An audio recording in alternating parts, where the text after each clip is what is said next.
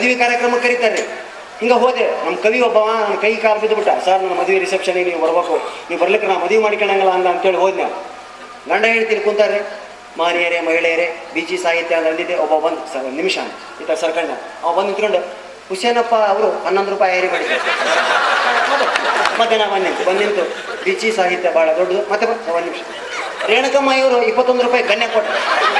ಮತ್ತೆ ಬಂದು ನಿಂತು ಬೀಚಿ ಸಾಹಿತ್ಯ ಭಾಳ ದೊಡ್ಡದಾಗಿದೆ. ಒಂದು ನಿಮಿಷ ಮತ್ತೆ ಬಂದ ಬಸವರಾಜಪ್ಪ ಅವರು 21 ರೂಪಾಯಿ ಹೊರ ಕೊಟ್ಟರು. ಕೈ ಮುಗಿದ್ಕೊಂಡು ಅಪ್ಪ ಓಸು ಬರ್ಕೊಂಬಂದು ಓದಿಬಿಡು. ಇಲ್ರಿ ಅವ್ರು ಒಂದೊಂದು ಹೆಸರುಗಳನ್ನಕತ್ತಾರ, ಒಮ್ಮೆಲೆ ಓದ್ಬಿಡೋಣಕತ್ತಾರ. ಅವಾಗ ನಾವು ಹೊರ ಕರೆದ್ ನಾವು ಕವಿ ಸರ್ ಇಲ್ಲಿ ಬೇಡ ಬಿಡ್ರಿ ಸರ, ಊಟಕ್ಕೆ ಕುಂತ ಮಾತಾಡ್ರಿ ಸರ್. ಅವಾಗ ಸುಮ್ಮನೆ ಕುಂತಿರ್ತಾರೆ ಎಲ್ಲರೂ. ರೆಡಿ ಅದು ಆಗಲೇ ಲೈನಾಗಿ ಉಣ್ಣಕ್ಕೆ ನೀಡಿದ್ರಿ. ಅಲ್ಲಿ ನಿಂತ್ಕೊಂಡು ಮಾನಿಯರೇ ಮಹಿಳೆಯರೇ ಬೀಚಿ ಸಾಹಿತ್ಯ ಅನ್ನೋದು ಅಂದೆ. ಒಬ್ಬ ಸರ್ ಸ್ವಲ್ಪ ಅಂತ ಮತ್ತೆ ಇಲ್ಲಿ ಶುರುವಾತಲ್ಲ ಅವ ಬಂದು ನಿಂತ್ಕೊಂಡು ಅನ್ನ ತಗಲ್ಲ ಅನ್ನ ಸರ್ ಸರ್ ಇಲ್ಲಿ ಮುಂದೆ ತಗೊಂಬರಿತ ಮುಂದೆ ಮಾತಾಡಿ ಸರ್. ಬೀಚಿ ಸಾಹಿತ್ಯ ಭಾಳ ದೊಡ್ಡದು. ಎಲ್ಲಿ ಮಾಡ್ರಿ ಕಾರ್ಯಕ್ರಮ